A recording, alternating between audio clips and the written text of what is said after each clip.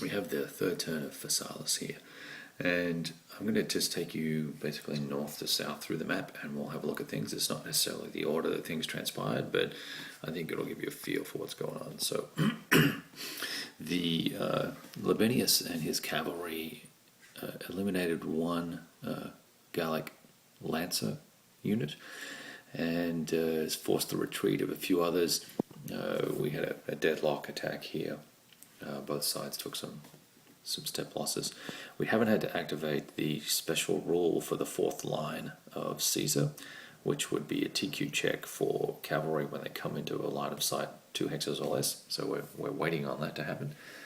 As we move down here, the first reordered their lines, as did the fifth, and they both kind of got squared away, and we ended up destroying. Between the first and the third, they killed one unit of the fifth, a cohort of the fifth, who was reduced or had taken a large number of step hits, depending on your version that you're playing. As we move down the line, the 12th really couldn't help themselves, and it made sense for them to be more aggressive, as they could take on the recruits with a +2 modifier under the simple great battles of history rules, and also they get, if you were using the standard rules, they get some weapon superiority capabilities there. So that caused an additional several points, route points, to be accumulated, and I'll give you the totals in a second.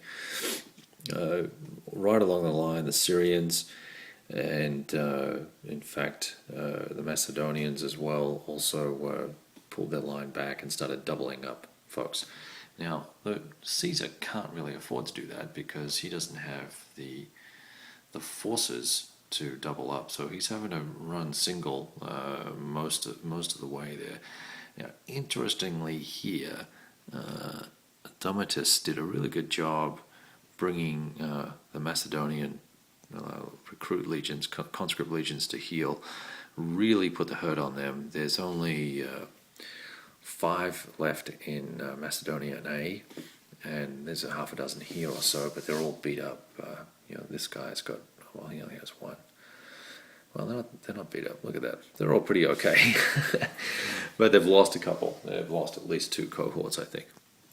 So the combination of this formation and the 6th has pushed the line back. If I pull back a little bit, you can see it's pushed the line back and given us some potential to potentially break through and get into the rear. Now, the problem we have is that this conscript, the Cretan conscripts, they're hanging pretty tough, even though they just lost 2 cohorts,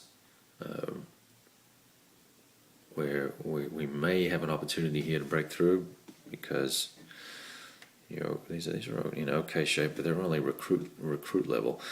So whilst that's been going well, down here the veteran Galatian units have started to push back the 8th Legion.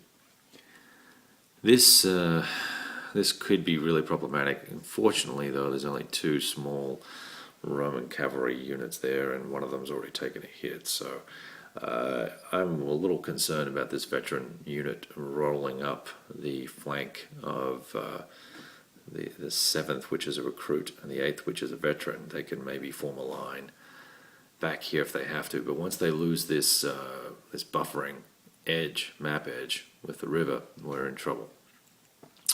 So that's kind of hit and miss, given we've taken some losses here. Those 2 are okay. That's got 4 hits on it.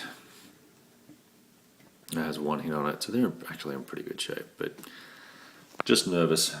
So that's the overall picture for the current battle. I'm having a real hard time getting these forces into any sort of shape down here to do anything. The skirmishers are doing a reasonably good job of blocking. I think once we clear this last lancer out, that's going to help. And then the idea would be for Pompey to get his forces arrayed, maybe 3 hexes back, and try and avoid being in any sort of too much of a long line, so the route rolls are not too savage, because these units are not very good. Their morales are 5s and 4s mostly. So here in the middle, in turn 3, it's really been trading blow for blow, but particularly for the 12th has really taken a beating, and the 5th has had some losses as well. And in the middle, I've got conscripts versus conscripts, and it's really up to the 6th to do the damage there and push through, whilst the 7th has got to work out how to get its act together and take on those Cilician and Cretan forces. So interesting little scenario. It's not little, it's actually pretty big, but that's the battlefield at the moment. And I hope that gives you a feel for it. On to turn 4.